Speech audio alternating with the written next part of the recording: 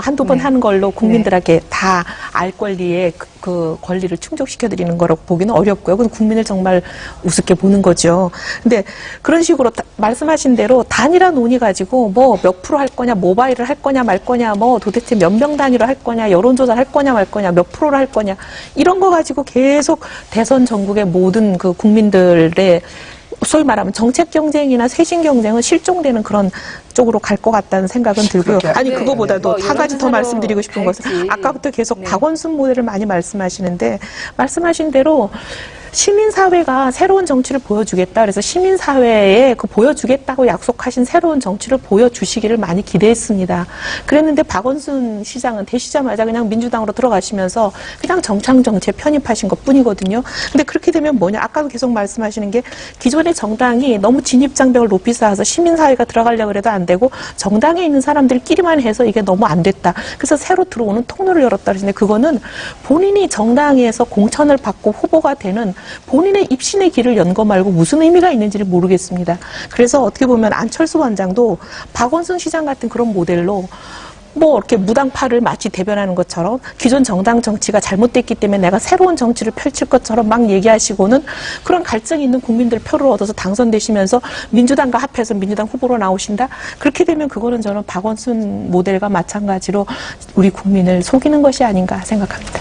저는 그렇지 않고요. 지금 뭐 이제 사실 후보를 우리가 정하지 않고 여권 후보와 야권 후보 중에서 누가 당선되기를 원하냐 이런 식의 조사를 해보면 다 야권 후보가 되기를 원한다 이런 것으로 아니요 다 그렇게 나옵니다. 사실상 우리가 이제 후보를 특정해서 얘기하면 박근혜 후보가 저희가 전혀 다른 박근혜 후보가 뭐 지금까지 앞서는 것으로 나왔지만 그렇게 얘기하시는 거에 대해서는 정말 법적인 책임도 지셔야 될 거라고 봅니다.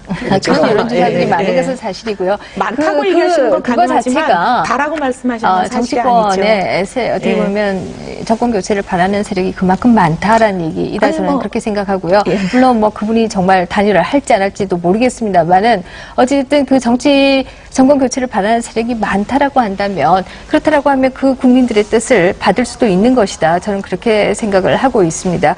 그리고 이 책임 정치라고 하는 것을 저는 꼭 기존의 정당이 하는 것이 책임 정치다라는 얘기에 참 동의하기가 어려운데요. 왜냐면 지금 뭐 새누리당도 사실상 현 정부의 책임을 지지 않기 위해서 당일을 바꾸지 않았습니까? 이런 가운데서 이것이 어떻게 책임 정치는 정당이 하는 것이다 이런 얘기를 할 수가 있는 것인지 이해하기가 좀 어려운 부분이지요. 현 정권에 대해서 책임을 지지 않기 위해서 이름을 바꾼 것이 아니라 국민들의 요구를 수용해서 국민들이 새누리당이 변화하라고 하셨기 때문에 정책과 인물과 모든 거, 당 이름까지 다 국민들이 바꾸라 하시는 것은 뼛속까지 다 바꾸겠다는 의미로 바꾼 것입니다. 국민들도 다 알고 계십니다. 오도하지 말아주십시오. 하면 그 타이틀로 가서 책임을 받아야죠. 제가 볼 때는 우리 민주당의 이왕의 상황이 여기까지 됐기 때문에 안철수 원장이 나오게 되면요. 결코 단일화를 이렇게 하자 저렇게 하자 이 문제 가지고 이전 투구하지는 않을 겁니다. 단언컨대 오히려 안철수 원장이 생각하는 우리 정치 쇄신이 뭐냐? 도대체 이 정당이 구체제라고 하는데 그게 뭐냐? 밝혀라. 또 여의도 정치가 뭐가 잘못됐다는 거냐? 밝혀라. 또는 이 경제민주화에 대해서는 어떤 입장을 가지고 있는 거냐? 또 여러 가지 뭐 우리 헌법적 사항에 관련된 여러 가지 남북관계 문제 밝혀라.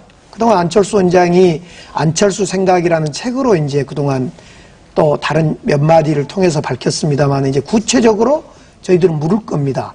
반대로 안철수 원장도 당연히 우리 민주당이 이러이러한 점은 쇄신해야 되고 인적 쇄신 또는 구조적 쇄신을 해야 된다고 밝힐 겁니다. 저는 이 두 과정이 치열하고 격렬하게 싸워야 된다고 생각합니다. 아마 그렇게 싸우게 되면 죄송한 이야기지만 새누리당 박근혜 후보는 아마 설 자리가 없을 거라고 보여지는데요. 그런 걱정 안 하셔도 됩니다. 그렇게 될 건데 이런 과정이 약 한 40여일 한 달 가까이 진행되면요. 차이가 많이 없어질 겁니다. 그리고 공통분모가 많이 생기면 그때 국민들은 책임 정치해라. 정당을 부족하더라도 민주당을 바꿔서 정당을 통해서 출마해라. 네. 이렇게 아마 결론 내려주지 않을까. 자, 이런 부분 어떻게 보십니까? 사실 정책에 관한 부분을 검증하는 것도 상당히 중요하겠습니다만 그 못지않게 후보자에 대한 그 검증도 상당히 중요한 대목이라고 생각을 합니다. 이 부분에 관한 것은 앞으로 어떻게 진행되리라고 보시고 또 그것이 대선에 미칠 영향은